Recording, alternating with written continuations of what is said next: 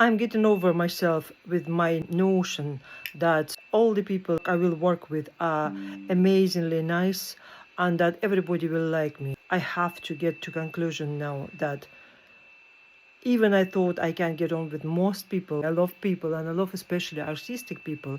I have to accept that I'm not always going to meet the nicest one. I always meet a nice cat though, Coco. Coco, look at this Coco. He's just helping me to do the video. Coco, it's so good. Say something about songwriting. Could you say something about songwriting, Coco? No, you don't care really, isn't it? So anyways, it was a strange week. I had two not great experiences where in the first instance, I took the top line challenge, and the girl who wasn't very experienced, she only had one line which she thought she could develop in EDM, and the learning curve was from that. From the very start, I felt that she's too touchy. Like I couldn't tell her anything because she was overreacting. So I was trying to kind of be really nice and kind of say, oh, but I actually didn't mean that and this, that, and that. So I kept going and I wrote full song based on these lines. And then I had to hire a producer and pay.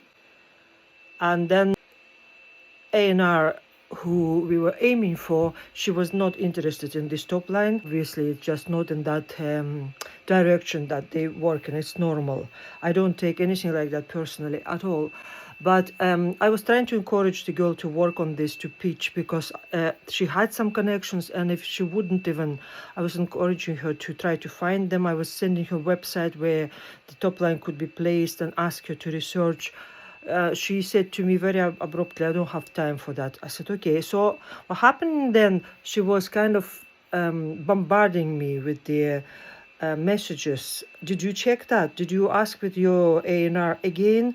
Can you ask her how to do it? And like that was very intense. And eventually I have a very good connection with the website, with the guys I met myself personally at ADE conference, who plays in the top lines to well-known professional DJs. So I went to that website. I spent half of the day trying to make a new demo that it will be suitable for them, and I put the top line in there, but they don't post it straight away. It had to go through the moderation. It's very strict.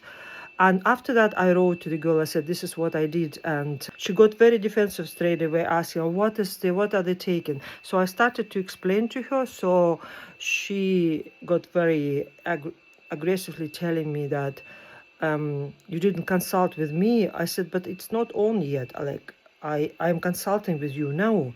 So it went very ugly at the end. And unfortunately, I had to just stop the conversation and forget about the song, which I hate to do. I hate to do that. I hate to give up on the good song. But I just knew that it's a learning curve for me. It's a lesson that during this all time that I spent my valuable time, I got signs that it probably won't go right, but I still was ignoring them and was keep going working. So what happened then, I spent so much time of my time on working on the song, on communicating with the girl and other A&R and everybody, and I even spent money on the vocal production, and it went nowhere. So I have to just count my losses and live with that, which I kind of did. What happened after that, though, I decided I will try to write EDM top lines more often. And I sat and I started to write top line, and I wrote actually top line based on this story, and I think it's come up great. I never really wrote hip hop before, and that's the first hip hop song with a lot of energy in it. So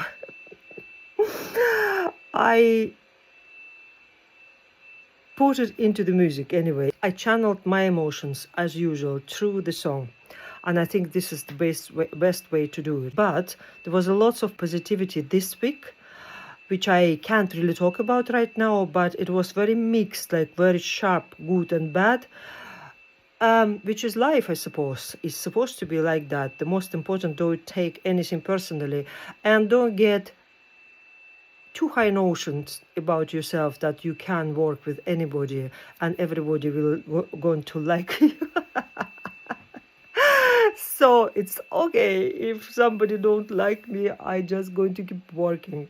And that's my story, and it might help you as well, because co-writing is a hard kind of enough process. Songwriting in the co-writing is the easiest part. The hardest part is managing people, because like it's a very different people from sometimes from completely different countries, and it's difficult to find the right communicational level with everybody and between everybody. Sometimes it happens automatically, but very often not. You kind of have to work on it.